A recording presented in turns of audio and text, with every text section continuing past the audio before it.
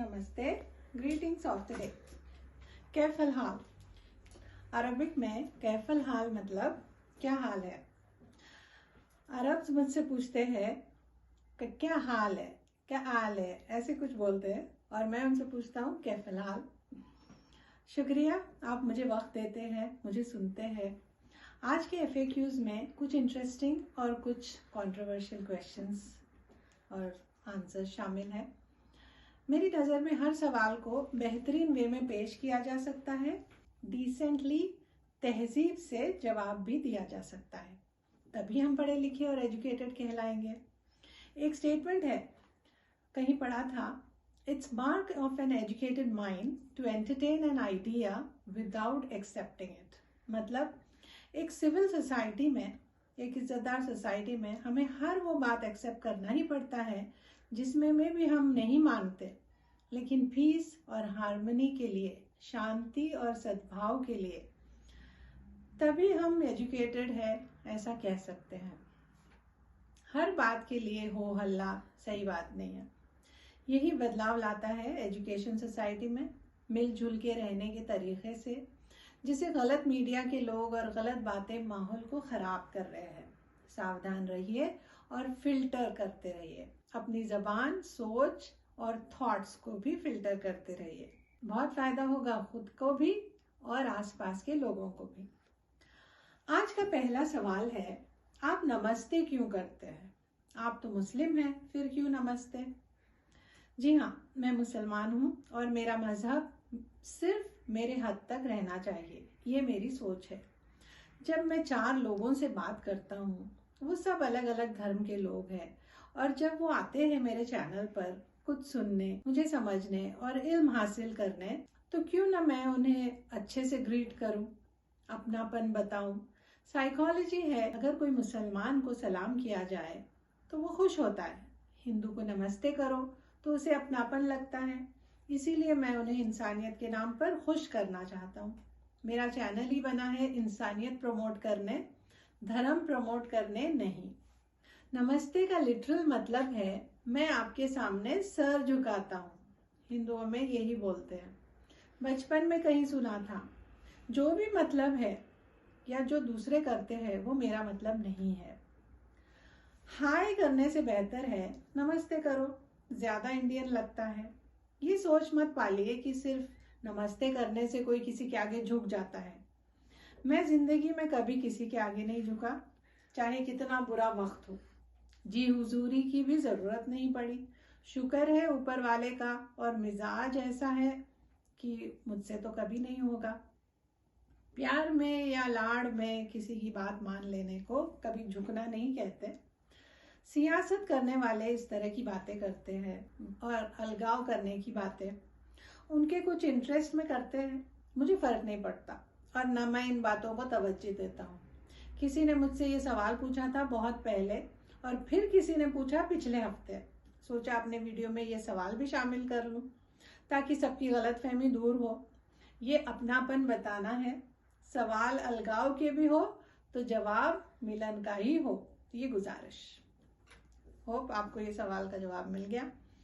दूसरा सवाल है, व्हाट्सएप पे कुछ लोग जब भी मुझसे कुछ तारीफ करते हैं कि आपका वीडियो बड़ा अच्छा लगा या कोई भी तारीफ की बात मैसेज करते हैं, तो मैं उन्हें ऐसा इमोटिकॉन भेजता हूँ। तो पूछते हैं आप क्यों हाथ जोड़ रहे हैं, हम देखते हैं आपका वीडियो। पहले तो मुझे हंसी आई। मेरा बोलना है कि इसे हाथ जोड़ना नहीं बोलते, मेरे लिए ये है शुक्रिया। हाथ जोड़कर मतलब बहुत ज्यादा शुक्रिया, वेरी हम्बली थैंक यू। बचपन से हम लोग ने देखा सुना है कि जैसे हम किसी से फील करके थैंक्स बोलते हैं, हमारा सर ऐसे अपने आप झुक जाता है, थैंक यू। तो हल्का सा सर झुकाने का मतलब होता है वेरी हम्बली, शुक्रिया। एक हम्बलनेस है, इसे किसी के आगे झुक जाना तो नहीं बोलेंगे। वैसे ही हाथ जोड़कर अगर इमोटिकॉन भेजे व्हाट्सएप पे, तो ये हाथ जोड़कर भीख मांगना नहीं है, ये है शुक्रिया, मेहरबानी, इस तरह की बात। औरों का तो मुझे नहीं पता, लेकिन मुझे बड़ा मजा आता है देखकर ये जो स्टाइल है हमारे इंडिया का। कोई भी इंडियन फेस्टिवल, कल्चरल पार्टीज और फंक्शंस बहुत प्यार से और खुशी से अदब से हाथ जोड़कर खड़े रहते हैं। मेरे लिए एक तरह का थैंक्स बोलना है और वेलकम करना है इज्जत के साथ। वेस्टर्नर्स के जैसा hi bye thank you very much ऐसा कर सकते हैं, लेकिन ये मुझे ज़्यादा अच्छा लगता है, प्यार का जेस्चर लगता है मुझे, तो मैं करता हूँ। सबसे पहले जब कहा तो राइमिंग भी लगा, जो मुझे वीडियो देखने के बाद समझ में आया। सलाम, नमस्ते, ग्रीटिंग्स ऑफ द डे।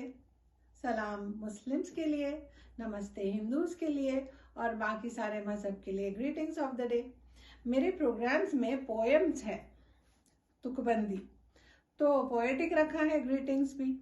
जज्बात को तवज्जो दीजिए, हर जगह जजिंग और अलगाव की बात ठीक नहीं। सबके लिए जेन्युइन इज्जत और प्यार होना चाहिए, सिर्फ बातों में ही नहीं, हरकतों में भी और सोच में भी। काइंड रिक्वेस्ट, ये रिक्वेस्ट है, हाथ नहीं जोड़ रहे आपसे, प्लीज मेरा चैनल देखो, ऐसा नहीं है। थैंक यू वेरी मच, इज्जत से। तीसरा और आखिरी सवाल है ईरान इजराइल यूएस वॉर पे मेरी राय या कमेंट्स।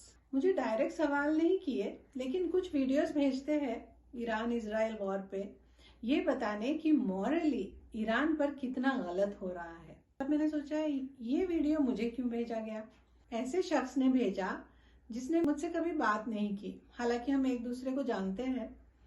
तब मुझे लगा कि ये बंदा या तो मुझे बताना चाहता है कि एक तरफा बात करनी चाहिए, जो गलत है उसको गलत बोलना चाहिए। मेरे वीडियोस में जो मैं बोलता हूँ कि तरफदारी मत कीजिए, या फिर ये भी हो सकता है कि जानना चाहता है कि मेरी राय क्या है इस जंग के बारे में। दोनों सूरत में मैंने सोचा ये सवाल अपने FAQ वीडियो में पेश कर लूं। ईरान और इजराइल का जो जंग चल रहा है, पहले तो मैं बता दूं कि मैं किसी भी तरह के जंग के खिलाफ हूँ। लड़ाई या जंग मुझे बिल्कुल पसंद नहीं। अगर किसी से मेरा अनबन भी हो जाती है तो मैं खामोश हो जाता हूँ। लड़ता सिर्फ अपने हस्बैंड से, उसमें भी अपनापन होता है। गैरों के लिए खामोशी और अपना रास्ता नाप लेना, ये मेरा जीने का तरीका है। लड़ाई करना, बातों की जंग, नॉट माई टाइप। पहले बहुत जवानी के टाइम जोश में हो सकता थोड़ा बहुत लड़ाई भी किए, लेकिन अब लगता है लड़ना बेकार है। एक दो एक, अपनी अपनी देख। रही बात ईरान इजराइल यूएस की जंग की, कोई भी जंग सही नहीं है, उसको जल्द से जल्द बंद होना चाहिए। लेकिन जब अगर शुरू हो गया है तो ये सोचना चाहिए कि किस लिए शुरू हुआ। शुरू इसलिए हुआ कि जमाने से ये बोला जा रहा है कि न्यूक्लियर पावर या न्यूक्लियर वेपन अब और बनाया नहीं जाएगा। जो 9 कंट्रीज के पास है न्यूक्लियर वेपन्स, चलो वो लोग बना लिए, हो गया। लेकिन अगर हर कंट्री इस तरह बनाता रहेगा, कभी किसी का दिमाग खराब हो गया तो क़यामत से कम नहीं होगा, दुनिया के लिए खतरनाक है। तो ये बहुत अच्छा आइडिया है कि अब और न्यूक्लियर वेपन्स नहीं बनने चाहिए। उसमें ईरान ने भी साइन किया था, फिर अपने जबान से फिरता है। यूरेनियम एनरिचमेंट चलता है, 60% हो गया, 90% होगा तो वेपन बना लेंगे। सोचिए, आप जानते होंगे ये बात। यूरेनियम एनरिचमेंट करते करते न्यूक्लियर वेपन बनाना भी बड़ा आसान हो जाएगा। इससे अंदाजा लगाइए कि कैसे वो पड़ोसियों से बदला लिया है या हिमाकत किया, जो भी है, ऐसी कंट्री को न्यूक्लियर पावर रखने देना चाहिए। सोचिए, इंडिया ने भी किनारा किया है इस ट्रीटी से, लेकिन साथ में ये भी डील किया कि पहले न्यूक्लियर वेपन हम इस्तेमाल नहीं करेंगे, लेकिन अगर हम पे हमला हुआ तो फिर करना पड़ेगा। और इंडिया पर दुनिया का भरोसा है कि हम कभी इस तरह का वेपन पहले इस्तेमाल नहीं करेंगे। कोई और किया तो जवाब में तो करना पड़ेगा। लेकिन यहाँ मुझे ये जोर दे के बोलना है, जो भरोसा या विश्वास इंडिया पर है या दूसरे देशों पर है, क्या वो विश्वास ईरान ने किसी से भी पाया है? पाया होता तो अलग थलग नहीं पड़ा होता। उसने तो अब पड़ोसियों को भी मार के, उनको भी अपना दुश्मन तो नहीं लेकिन अपना नहीं बनाया। अपने पड़ोसियों से उसका कोई ज्यादा लगाव नहीं रहा। अब ये जंग में तो नफरत नजर आ रही है, जिस तरह सिविल सोसाइटी, एयरपोर्ट्स और कीमती जगहों पर बम्बार्डिंग हो रही है। गल्फ में। रिश्ते अच्छे भी हो तो बहुत ज़्यादा कोई फ्रेंडली नहीं है उनसे, ये बात दुनिया देख रही है। पड़ोसियों को भी इतना मोहब्बत नहीं उनसे कि न्यूक्लियर बना भी लिए तो कोई बात नहीं, डर तो है क्योंकि भरोसा टूट गया। स्पेशली इजराइल को ईरान ने खुलकर कहा है कि इजराइल को पूरी तरह उड़ा देंगे। एक क्लॉक भी बना के रखा है चौरस्ते पे, 2017 में 25 साल में इजराइल को खत्म कर देंगे, मतलब 2042 तक इजराइल को मिटा देंगे। यही क्लॉक देख सुनकर वहां के बच्चे पल रहे हैं। इतनी नफरत दुनिया में होनी चाहिए? दुनिया देखकर भी उसे ऐसे ही रहने दे रहे, मतलब जेस्चर्स बता रहे कि उन्हें कोई परवाह नहीं, दुनिया को भी परवाह नहीं। अब ईरान ने दुनिया के रास्ते में भी बाधा डाला, ये सही है? सोचिए, दुनिया का काम है अकेले यूनाइटेड स्टेट्स का नहीं कि ईरान को रोके, दूसरों को भी ये बोलना चाहिए भाई इस तरह का क्लॉक, इस तरह की बातें दुनिया के लिए ही नहीं, आपके आवाम बच्चों के लिए भी अच्छा सबक नहीं है। जब अगर कोई लड़ रहा है तो आजू बाजू वालों ने भी थोड़ा सोचना कि कैसे ये झगड़ा मिटाए और दोनों को समझाए। बात अगर बद से बदतर हो जाए तो फिर जाते हैं सब बीच बिचाव करने। पूरी दुनिया का इकोनॉमिक्स बिगड़ रहा, तब बातचीत बोल रहे। शुरू से झगड़े मिटाने की कोशिश होनी चाहिए कि ये क्या क्लॉक बना रखा है, ये सही है, ये एक रीजन काफी नहीं है इजराइल को ललकारने। अंडरस्टैंड द कॉज ऑल्सो, इसके कारण को भी समझे। मुझे तो लगता है कि एक सेल बनना चाहिए पूरी दुनिया के लिए जो एस्केलेशन से पहले ही कोई भी प्रॉब्लम को शुरू में ही सॉल्व करे, दुनिया को बाधित करने वाले बातों पर गौर करे और नेसेसरी एक्शन ले, जैसे बातचीत, फिर भी ना माने तो सैंक्शंस, फिर भी ना माने तो नो बिजनेस उनसे, पूरी तरह उन्हें आइसोलेट कर लो, फिर धीरे धीरे सब सही हो सकता है। जंग कोई हल नहीं है, लेकिन सब अपनी अपनी देख रहे। प्रेजेंट अच्छा करेंगे तो ही फ्यूचर सही रहेगा, ये भूल जा रहे। World peace should be an ongoing process, प्रगति के लिए शांति जरूरी है। सिंपल वर्ड्स में मेरा दिमाग कहता है, जब नहीं था दम यूएसए और इजराइल से पूरी तरह लड़ने का, तो फिर क्यों उनके साथ पंगा लिए? तुम्हारे बस में जो है उन कंट्रीज पर मिसाइल फेंकने लगे, तो क्या ये शराफत है? अब जब हो गया, उन्होंने अटैक किया, तुम उनको जवाब दो, तुमने उनसे पंगा लिया था। पहले तो तुम आसपास के लोगों को जवाब दे रहे, दूसरा दुनिया के इकोनॉमिक्स में बाधा डाल रहे, पूरी दुनिया को सता रहे। मासूम लोग जो बाहर से गल्फ में काम करने, नौकरी करने आए दूसरे कंट्रीज से, वहां के लोगों को मार रहे। वहां के लोग कितने मरे, ये सही है क्या? उनकी बददुआ नहीं लग रही? अब खुद हक की बात करते हैं कि हमें हक है हमारे हिसाब से जीने का, न्यूक्लियर वेपन बनाने का। तो सऊदी अरेबिया, यूएई, बहरीन, हर कंट्री को हक है कि वो किसी भी कंट्री को परमिशन दे कि उनके एयर बेसिस या कोई भी बेसिस उनके कंट्री में रखे। यूएस हो या कोई भी हो, उनके मेहमानों को मारना कौन सी इज्जत अफजाई है पड़ोसियों की? मलयालम में कहावत है, कಳ್ಳने किट्टीले किटियोने तल्लु, मतलब चोर नहीं मिला, चोर मतलब जिसने गलत किया, तो वो नहीं मिला तो जो सामने मिला उसी को पीटो। ये क्या शराफत है पड़ोसियों के साथ? हम भी पड़ोस में हैं, इसलिए हमको बुरा लग रहा है कि इस तरह कैसे बम्बार्डिंग कर रहे हैं। ये मेरी नज़र में एक तरह से बताना है कि हमारी पहुंच नहीं है यूएस तक, इसलिए हम जो नज़दीक है उनको मार रहे ताकि दुनिया यूएस पर प्रेशर बढ़ाए। यही साबित हो गया कि डायरेक्ट मुकाबला पॉसिबल नहीं है, फिर क्यों जिद और अकड़ दिखाना? उनके अपने लोग ईरान छोड़कर भाग रहे, उनकी परेशानी मंजूर है, लेकिन किसी से हाथ मिला के दुनिया के साथ चलना नहीं चाहते। चलिए, आप यूएस का नहीं सुनना चाहते तो फिर पहले खुद को इतना स्ट्रॉन्ग बनाइए, उसके बाद लड़िए डायरेक्ट उन्हीं से। मिसाइल्स यूएसए की सिटीज में पहुंचाइए तो मैं मान लेता कि ईरान टक्कर का मुकाबला दे रहा है, लेकिन इधर उधर मार के यूएस पे प्रेशर बनाना ही ये बताता है कि यूएस से लड़ने की आपकी अभी गुंजाइश कम है। फिर जंग कायम रखे मासूम लोगों की जान और माल की कुर्बानी हो रही है। ये हिम्मत और ताकत या जीत नहीं, ये घाटे का सौदा है मेरी नज़र में। जज्बाती लोग खुश हो सकते हैं, अक्लमंद परेशान होता है, क्योंकि लॉन्ग रन में ईरान का नुकसान है। यूएस के कुछ फाइटर्स गिरा के उनका क्या नुकसान होगा? जमाने को हथियार बेचते हैं वो और बना लेंगे। ईरान को कमजोर करने की जंग है ये, समझ लीजिए, रुकना चाहिए। मुझे ईरान के लोगों की फिक्र है, उसका जिम्मेदार यूएस कम और अब ईरान खुद ज्यादा लगता है। आसपास पड़ोसियों के पास जा भी नहीं सकते अब। ऑस्ट्रेलिया ने तो ईरानी ट्रैवलर्स पे भी सैंक्शन लगा दिया है। अफसोस, ये हम दुनिया वालों को बहुत दुख है इन हमलों का, मौतों का। इजराइल, ईरान और यूएस के भी मारे गए। मरने वाले सब इंसान हैं। अफसोस करो, हंसो मत, यही मुझे कहना है। यूएस के भी कुछ पर्सनल इंटरेस्ट और गेन्स होंगे, लेकिन nuclear weapon first point, second point, third point, ये खुलेआम कह रहे ट्रम्प साहब। बस यही एक कंडीशन है कि नो न्यूक्लियर वेपन। सुन लिए तो जंग खत्म। इजराइल की बात सुनने से पहले मैं अपना एक एक्सपीरियंस बताना चाहता हूँ आपको।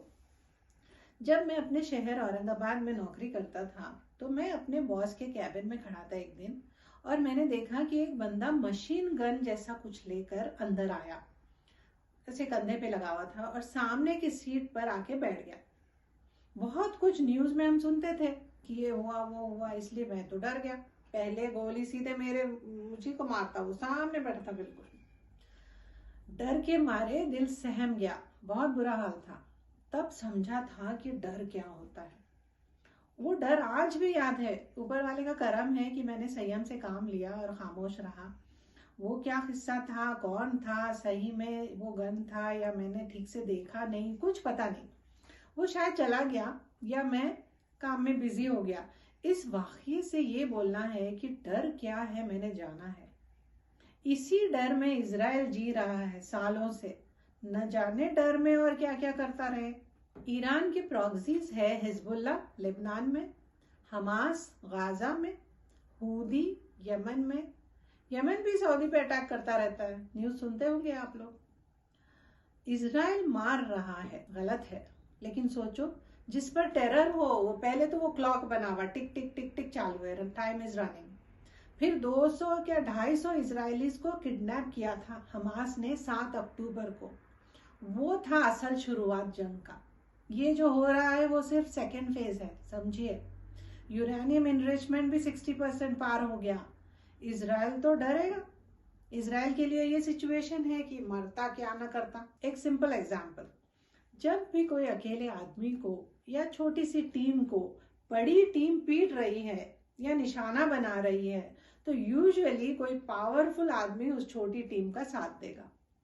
यूं मेल हुआ इजराइल और यूएस का, ऐसा मुझे लगता है। मैंने सुना है यूएस में सबसे ज्यादा रईस पैसे वाले लोग इजरायलीज हैं। हिस्ट्री पढ़िए, मिस्टर ट्रम्प के दामाद भी यहूदी है, उसका भी असर होता है यूएस पर। थोड़ा सा रहम आपको भी आएगा इजराइल पर, इंसान बन के सोचे तो।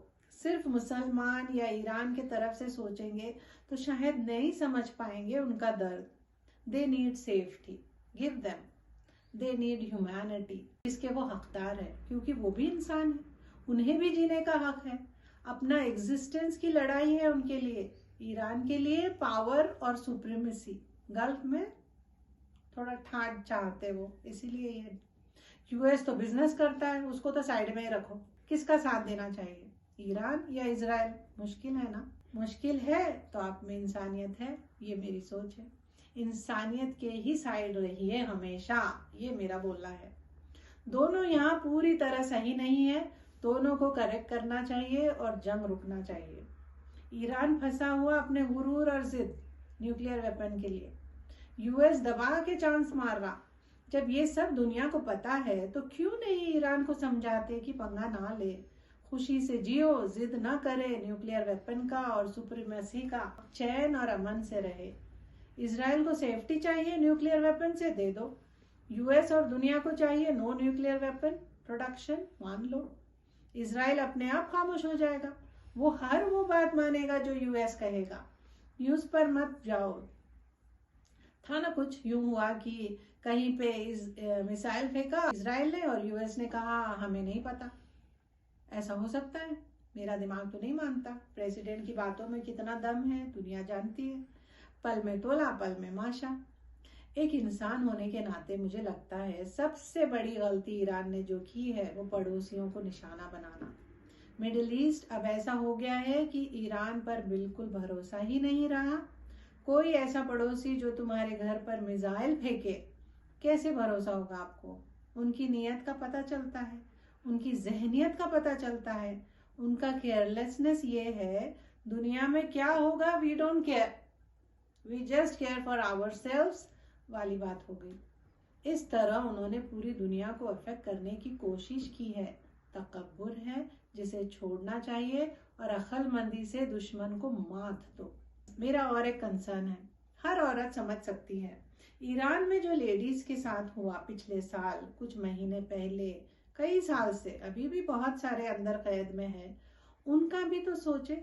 हम लेडीज स्पेशली इंडिया में जो रहते हैं, मुस्लिम्स है या कोई भी मजहब के, मजे कर रहे हैं, कितना फ्रीली रहते हैं, जो दिल बोला करते हैं। अभी देखो मैं वीडियो बनाता हूँ, खुशी से गाने गाता हूँ, दिल बोला हिजाब, नहीं तो वो भी नहीं। कोई जबरदस्ती नहीं है, इस्लाम में जबरदस्ती है ही नहीं। Thanks India and Saudi Arabia. Iran में बड़े रिस्ट्रिक्शंस है। मैंने देखा एक डॉक्यूमेंट्री, लोग मुंह छुपा के बोलते हैं कि हमको हुकूमत में बदलाव चाहिए। बीबीसी न्यूज देखा मैंने, किसी ने तो यहाँ तक कहा कि हमको जंग से इतना दुख नहीं हो रहा जितना हमें यहाँ के शासन से हुआ है। जंग कितना भी चले लेकिन शासन बदले। ऐसा वहां रहने वाले लोग जब ये बोल रहे हैं तो कुछ ना कुछ तो होगा प्रॉब्लम वहां पे। नो स्मोक विदाउट फायर, जहां आग होती है वहीं धुआं निकलता है। ऊपर से हमने देखा है कैसे गोली मार दी गई सिर्फ प्रोटेस्ट वाले औरतों को। कोई गुनाह या जुर्म नहीं किया था, बस हिजाब से आजादी चाहते थे। थोड़ा इफ्स एंड बट्स भी सोचिए। मुझे लगता है सऊदी अरेबिया से भी लोगों ने सीखना चाहिए। यहाँ पर कितने मजहबी लोग हैं। सऊदीज अभी भी नकाब के साथ बाहर जाते हैं, हालांकि उनको कोई रिस्ट्रिक्शन नहीं है, वो अपनी मर्जी से जीते हैं। मैं भी कुछ एरियाज में जाता हूँ तो बराबर नकाब, हिजाब, अबाया यानी बुर्का पहन कर जाते हैं। मेरे अपनी मर्जी है। कुछ एरियाज में डिसेंट ड्रेसिंग इज इनफ, हिजाब अबाया कुछ नहीं। सऊदी अरेबिया दुनिया को ये बता रहा है कि हमारा मजहब हमारा है, हम उसे फॉलो करते हैं। तुमको जैसे जीना है तुम जियो, अच्छे से डिसेंटली रहो, बस यही मॉडर्निज्म है। इसी को हमें अपनाना पड़ेगा। आगे बढ़ने के लिए दुनिया के साथ चलना है तो कट्टरपंथी नहीं चलेगी ज्यादा दिन। ये मेरी सोच है। मेरा अंदाजा है कि हो सकता है ईरान में भी कुछ साल बाद हम तब्दीली देखेंगे। कट्टरपंथी ज्यादा दिन नहीं चलती भी है तो तकलीफ दे है। सऊदी अरेबिया और दूसरे गल्फ कंट्रीज ने जो संयम बताया है ईरान के मामले में, हमलों के बाद भी, उसको तो मेरा लाख लाख सलाम। ईरान का ये हाल है कि खोने के लिए ज्यादा नहीं है, इसलिए सर पे कफन बांध के लड़ रहे। Develop countries can not take the burden of war. ये नहीं कि जवाब नहीं दे सकते, लेकिन उन्हें पता है कि ईरान से लड़के कुछ हासिल नहीं, और कहीं ना कहीं ये भी है कि चलो यार कर लिया, अब और बिल्कुल नहीं। ऐसे बयान भी आए हैं। समझते ईरान की हालत, वहां कोई सिंगल लीडर नहीं बचा। शायद जो हालत को समझते, थोड़ा हैंडल करते, शायद कान से। नुकसान में है ईरान मेरे नजर में। यूएस ने जो टाइम दिया है सिर्फ ईरान को उसके हाल पे छोड़ने, buying time for own interest. इतनी फिक्र होती तो हमला ही नहीं करते। सिंपल कुछ भी बोले तो तरीके से बोलो, हर एंगल से सोच के समझ के एक हल निकाले जैसी बात हो। एक तरफा मत होना और सबके लिए इंसानियत से सोचे, ये गुजारिश। कौन अक्लमंद अपने कंट्री को वॉर की तरफ धकेलेगा? यूएस ने हमला किया, सही न्यूज है, गलत हरकत है, लेकिन ललकारा किसने? किडनैपिंग किसने शुरू की? हमास, हिजबुल्लाह, हूती सब मिले हुए हैं। ईरान खुद को यहाँ का सुप्रीम बनाना चाहता है और इसमें कई ईरानी मारे जा रहे हैं। ये मेरा आकलन है। और एक बात जरूरी है बोलने, टैरिफ का जो जंग हुआ, ट्रम्प साहब ने जो किया था इंडिया और दूसरे मुल्कों से, मुझे बुरा लगा। मोदी जी ने बड़े चालाकी से काम लिया और बात बन गई। प्रॉब्लम अपने आप सॉल्व हो गया, टैरिफ कम हो गया, वहां के कोर्ट ने भी टैरिफ को गलत करार दिया। यही डिप्लोमेसी है। मिस्टर ट्रम्प का जवाब तभी एरोगेंटली देते तो हमेशा देश को नुकसान भी हो सकता था। 2 मिनट का ईगो संभालने पूरे देश की रिक्वायरमेंट को नीलाम कर देते, वो तो गलत होता। बातों में मत आइए मीडिया और कुछ लोगों के बयान पर, मोदी डर गया वगैरह ये सब क्या बोलते रहते हैं, उनके बातों से ही नफरत झलकती है। इंडिया की इज्जत रखिए, हमारी तहजीब है, बड़ों को नाम से नहीं पुकारते, चाहे अपने घर और दोस्तों में चाहे कैसे रहे, लेकिन एक मंच पे न्यूज चैनल पर बात कर रहे हो या वीडियो बना रहे हो जो लाखों लोग देखेंगे। मोदी ट्रम्प इस तरह की भाषा सही नहीं है। मैंने अपने बेटे को टोका कई बार, मोदी नहीं मोदी जी या मिस्टर मोदी कहो। बच्चे भी यही सीख रहे, 5 साल का बच्चा भी किसी को भी नाम से पुकारता। पत्रकारों से भी निवेदन है, कोई भी नेता हो बाकायदा जो चुने हुए रिप्रेजेंटेटिव है हमारे, उनका नाम इज्जत से लीजिए। एक और बात पता चली है कश्मीरी से कि ईरान के लिए काफी सारा मदद भेजा है, सोना चांदी बर्तन वगैरह। मैं इनके इंसानियत की कदर और इज्जत करता हूँ, लेकिन मेरी सोच ये है कि चैरिटी बिगिंस एट होम। जब इंडिया में लोग भूख से मरते हैं, नाइंसाफी होती है, तब क्यों नहीं इनका दिल मोम हुआ। सिर्फ मजहब के लिए चैरिटी नहीं, इंसान के लिए भी करे, ये गुजारिश।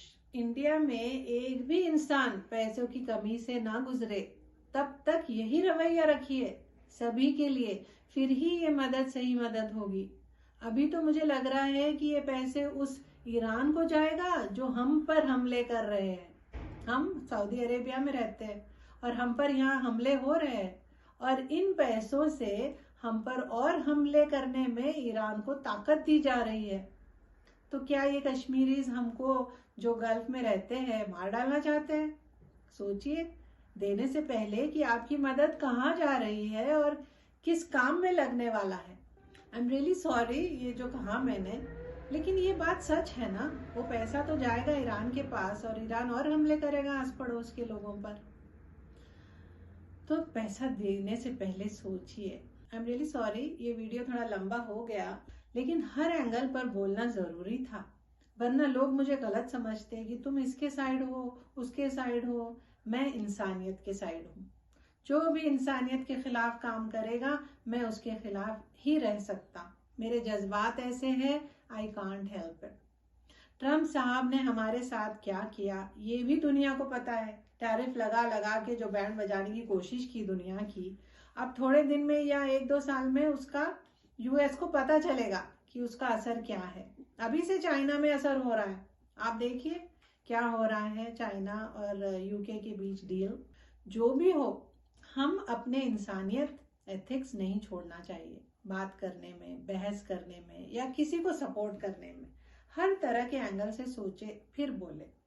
याद रखिए दुनिया का निज़ाम पूरी तरह बदल जाएगा 1 या 2 साल में, और शुरुआत हो चुकी है। चाहे दुनिया बदले, देश बदले, हालात बदले, अपने एथिक्स, इज्जत, ईमानदारी और सोचने की शक्ति मत खोना, तभी हर हाल में मुतमईन और खुश रह पाएंगे। सब मिलके दुआ कीजिए कि कोई अच्छा और परमानेंट हल निकल जाए इस जंग का। ऊपर वाला सबको अक्ल दे और इंसानियत भरा दिल। इस उम्मीद और दुआ के साथ आपसे विदा लेते हैं, फिर मिलेंगे बहुत जल्द। खुश रहिए, आसपास अमन और शांति रखिए। शुक्रिया, मेहरबानी।